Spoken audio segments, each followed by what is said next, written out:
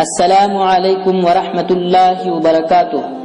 محترم سامعین حضرات، آپ جانتے ہیں کہ ہندوستان کے بعض علاقوں میں آج 20واں روزہ ہے اور ہندوستان کے اکثر علاقوں میں آج 19واں روزہ ہے۔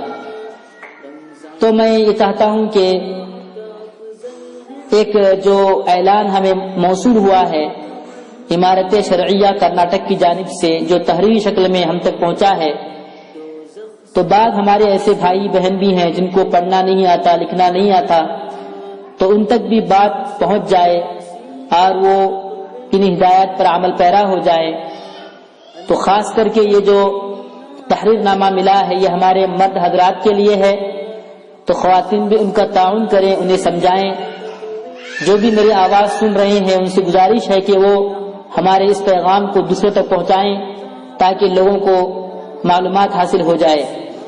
تو امارت شرعیہ کی طرف سے اعتکاف کے تعلق سے جو تحریر نامہ ملا ہے وہ میں پڑھنے جا رہا ہوں۔ بسم اللہ الرحمن الرحیم۔ اعتکاف عشرہ آخرہ، طاق راتوں اور لیلۃ القدر سے متعلق ہدایات۔ نمبر 1، رمضان المبارک کے عشرہ آخرہ میں، یعنی رمضان المبارک کے آخر 10 دنوں میں اعتکاف وہی 4-5 لوگ یا ان میں سے کوئی کریں گے جن کو مساجد میں نماز پڑھنے کی اجازت ہے، اس لیے کہ عشرہ آخرہ کا اعتکاف سنت مؤکدہ علی الکفایہ ہے، یعنی محلے کا کوئی ایک شخص بھی اعتکاف میں بیٹھ جائے تو سنت ادا ہو جاتی ہے، ورنہ سارے محلے والے سنت مؤکدہ کو چھوڑنے کی وجہ سے گنہگار ہو جائیں گے۔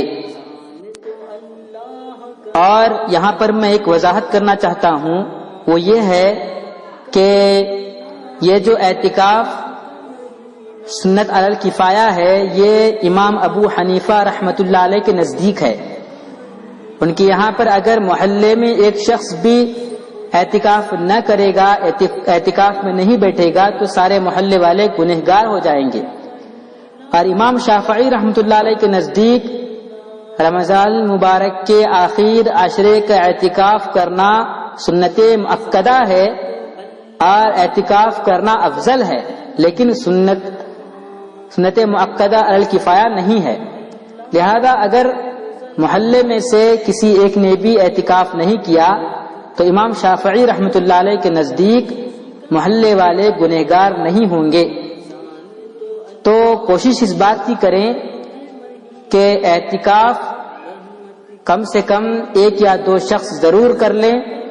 یہ تو واجب اور فرض نہیں ہے امام شافعی رحمۃ اللہ علیہ کے نزدیک، اور سنت مؤکدہ علی الکفایہ بھی نہیں ہے، لیکن سال میں ایک بار موقع ملتا ہے تو اس کی خیر اور برکتیں بہت زیادہ ہیں۔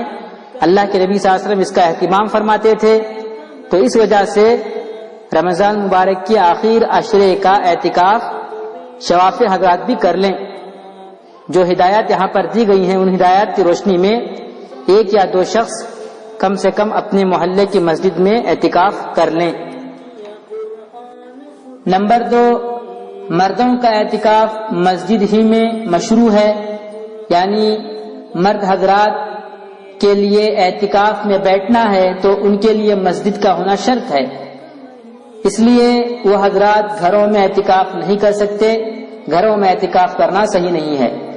جو مرد حضرات جنہوں نے اعتکاف کی نیت کی تھی اور وہ چاہتے تھے کہ وہ اس سال اعتکاف کریں تو وہ اللہ کی ذات سے مایوس نہ ہوں، وہ اپنے گھروں ہی میں زیادہ سے زیادہ عبادت اور تلاوت کریں، اللہ تعالیٰ ضرور انہیں اجر عطا فرمائیں گے اور ان کی نیت کے مطابق انشاءاللہ تعالیٰ انہیں اعتکاف کا بھی ثواب مل جائے گا۔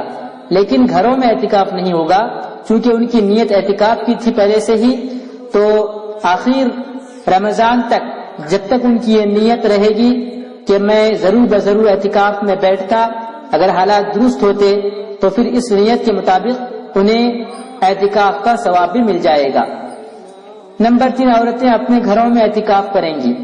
نمبر 4، طاق راتوں میں، یعنی شب قدر اس میں شامل ہے، تو 21ویں رات رمضان المبارک کی 21ویں رات، 23ویں رات اور 25ویں رات اور 27ویں رات اور 29ویں رات، ان کو طاق راتیں کہتے ہیں، جن میں شب قدر بھی اگر ہم شامل کر دیں تو طاق راتوں اور شب قدر میں عبادت اپنے گھروں میں ہی ادا فرمائیں۔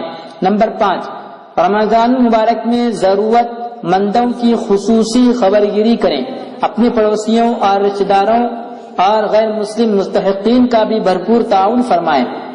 نمبر 6، چونکہ آج کل لاک ڈاؤن نافذ ہے، لہذا خصوصاً نوجوانوں سے گزارش ہے کہ شب قدر میں بھی اس قانون کا لحاظ فرمائیں، باہر نہ نکلیں۔ نمبر 7، بغیر ماسک کے گھروں سے نہ نکلیں، سینیٹائزر کا ضرور استعمال فرمائیں۔ نمبر 8، مساجد جلد سے جلد آباد ہوں، کرونا کی بیماری جلد سے جلد ختم ہو جائے اور حالات معمول پر آ جائیں، یعنی پہلے جس طرح کے آسان حالات تھے، بیماری سے محفوظ حالات تھے، تو وہ حالات دوبارہ آ جائے۔